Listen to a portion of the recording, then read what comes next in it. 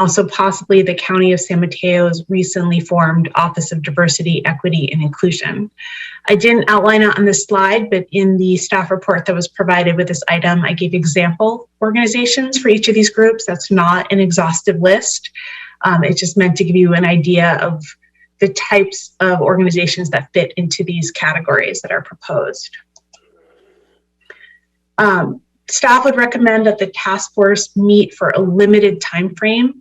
So the proposal is maybe to meet once a month for approximately a year. And then as discussed at the study session prior, the task force would have clear objectives that are assigned by the City Council. Ones that were previously discussed included diversifying city boards and commissions, discussions about community engagement in public forums, and that could include coordination to make sure that there's not duplication of resources, also identifying key gaps in the existing community engagement in public forums to identify opportunities for new efforts. Another suggested option that staff would like to bring forward is providing some input on the racial equity and community art project that's also been proposed by council. And then of course, the City Council may provide additional direction on other potential objectives. In terms of when this task force would be formed, after further consideration, staff believes it may be advantageous to form this after the completion of the district election process later this year for several reasons. In part, that process is really doing an extensive amount of community outreach, especially in our hard to reach areas, and it may identify new stakeholder groups that hadn't previously been thought about to participate in this effort, and it also just may raise new objectives for discussion also that we hadn't previously thought about. Additionally, many of the organizations that are proposed to be tapped for inclusion in this task force will also be asked by staff to really assist us with outreach during the district election process, and we are concerned about overly straining their resources if both happen in parallel. So the idea would be to really work with those organizations probably starting in November to invite them to participate and have them identify staff or representatives to actually participate in the commission. And then because of the holidays, we probably wouldn't convene it until January. This is just a proposal for council consideration. So with that, that's the end of my brief presentation, and I would like to bring it back to council for further direction on this task force. Thank you. Thank you, council. Thank you, Kathy. I'd like to bring it back to council for questions, please. Looks like Councilmember Pappen, I saw your hand first. I just had a quick question. I thought that we had made it that it wasn't going to be from respect to the council's participation. I thought we had talked about that the task force would report back to the council in its entirety. And I think Rick had some concerns about council serving on the task force directly. So other than that, I think it looks great. I know you're asking for my opinion, but anyway, that was a question that I had, Kathy. I thought that there was a different direction that was given when we took this up last time. There was a lot of back and forth on the direction, so I'm sorry if staff missed that. I think that's definitely an option for sure if the council chooses to handle it that way. We were just sort of looking at how the small business task force was running, and so but this one definitely can operate differently, and maybe it makes sense to do so. Yeah, that's what I thought we had, because we had specific assignments we were giving. I remember we hashed through it quite a bit. Okay, thank you. Rosanna, did you have something to say before we move to Councilmember Lee? Just a quick comment that since this would not be a Brown Act body, I think the idea would be that council members, would not, and it would be just liaisons. It wouldn't be actually, members of a task force, and would not be participating as they would say in another, say, council subcommittee.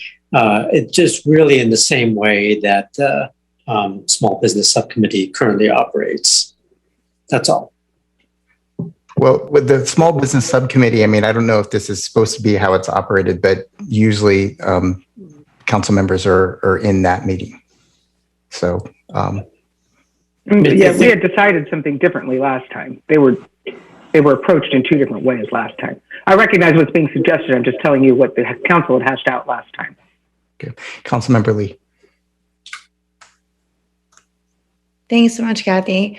I just wanted to make sure that we're clarifying for the public that, in the staff report, we had listed homeowner association, and then in the presentation, it was adjusted to be neighborhood association. And so I wanted to make sure that that was explicit, that we're not excluding renters from participating in the diversity. Yeah, my apologies. That was just a bad choice of words in the staff report. Okay, great. And also, on that same thread, I was thinking, I know that you didn't include an exhaustive list, but maybe there's an opportunity to think about HIP housing as a potential resource for tapping renters and some folks in our affordable housing developments. And I would just question the definition of school district and encourage us to think more broadly to include childcare as a subset or in addition to that stakeholder group and potentially youth organizations. And then specifically around the clarifying objectives, when we were talking about increasing diversity of boards and commissions, one of the things that had come up in a conversation with our city clerk and a disabilities advocate is that our community's survey of boards and commissioners actually doesn't include demographics on people with different abilities. And so I would just love to see that survey and our tracking mechanism also folded into that objective, if that's possible. And just in terms of the timeline, I feel a little bit challenged to push it so far back. I understand that there's staff capacity, considerations. I also feel like advancing and pulling together these community groups into one place will in some ways it front load some work that I think could make our job easier for the general plan outreach, for the district outreach. And so I want to push back a little bit in terms of the cost benefit analysis. If we are doing some upfront work to get this going, I feel like there's going to be long-term gains that will make some of these ongoing efforts, multi-year efforts, a lot easier.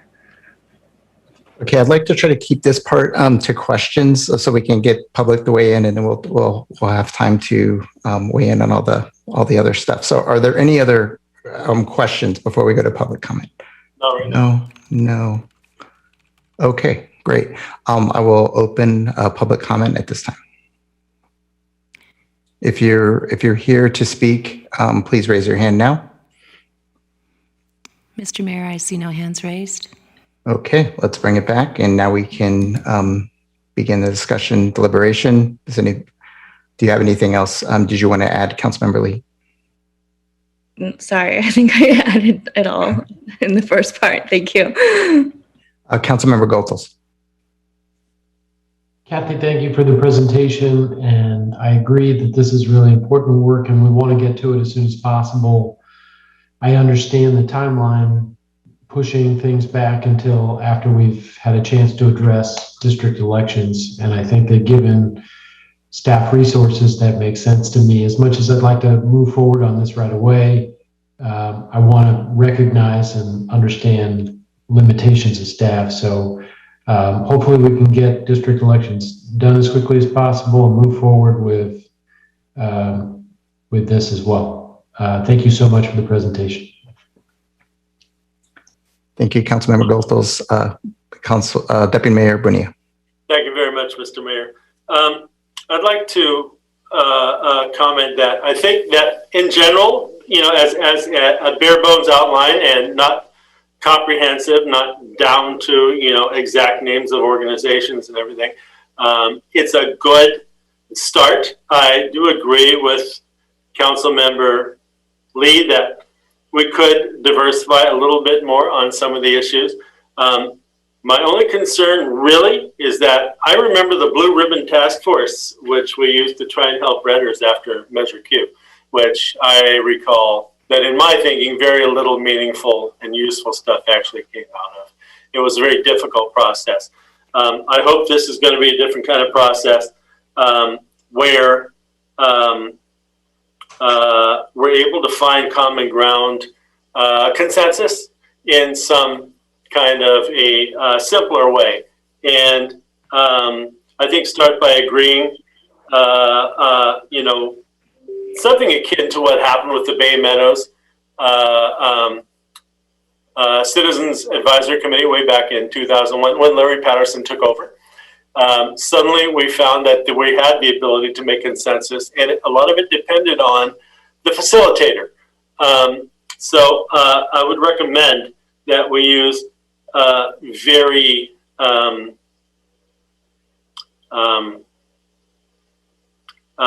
open facilitation method where we're able to actually capture all comments and then try to find consensus on them at the end of each session as we go through, and so that we can move forward on the things that the group finds important. And then I do want to encourage the occasional reporting back to council on progress.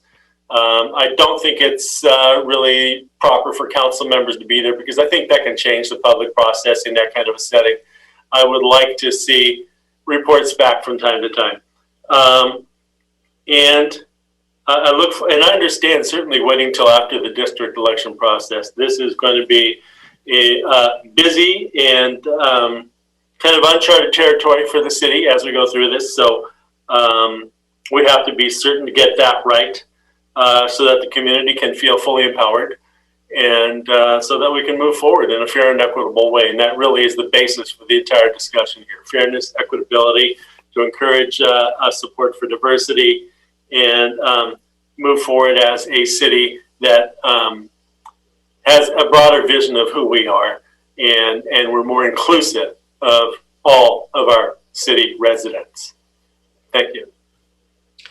Thank you. Councilmember Pepin. Just real quickly, I do think that the work that we do on the district elections could feed and pour into this, and if you will, almost help populate it to a certain degree. So I'm hopeful that while we're waiting until November, I hope we come charging into November because of the work we're doing with the district elections. And I concur about tapping into some of our childcare providers. I see Heather Cleary is here in attendance, and I know that might be, her operation might be one that we would tap into to get some participants. Thank you. Thank you. I basically concur with all the comments I've heard, especially with delaying. I understand Councilmember Lee's concerns, and I have them too, but I really want to make sure that we do both really well, not both B+.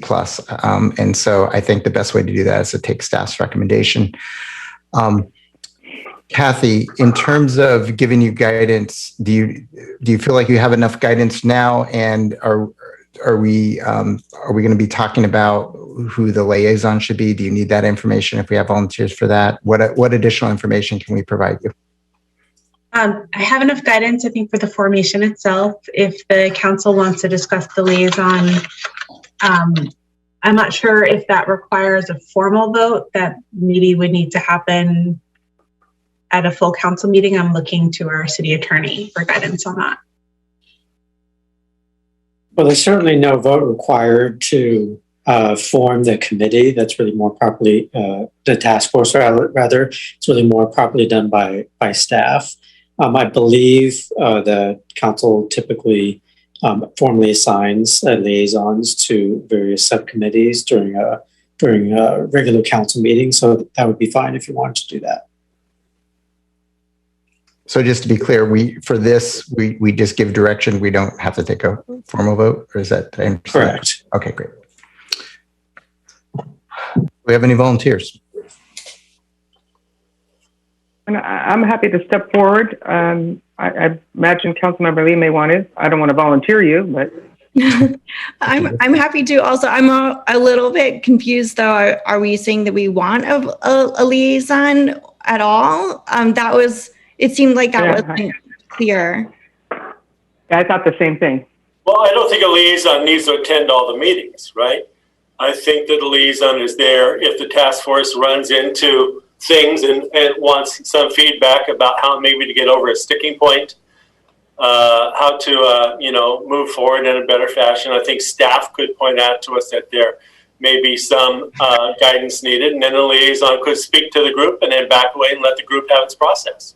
So very much how we have our commission liaisons, like usually it's pretty hands-off unless there's some real opportunity for improvement or some issue. But I agree, and I will second Diane's motion. Well, no motion is necessary. This is all pretty informal. I'm teasing a little bit, Priscilla. To the extent that Diane was pushing Amaranth and taking a large step backwards. I'm appreciate it, and I'm happy to serve as a liaison. And I also expect that this will come back and be reported to the whole council, so nobody will be left out. You don't need my help? Come on board. There's a seat right next to me. Sounds good. Two heads are always better than one. Absolutely. All right. Anything else, Kathy, we can provide you? No, thank you very much. Perfect. Thank you, everyone, on that. All right. So we're going to move on to the next item. The next two items are actually closed session, and they're going to be a conference with labor negotiators and a conference with legal counsel existing litigation. So I'm going to open up public comment for those two items if anybody wishes to speak on those before we go into closed session. Mr. Mayor, I have no hands raised. Okay, I'm going to close public comment, and I'll see everyone in closed session.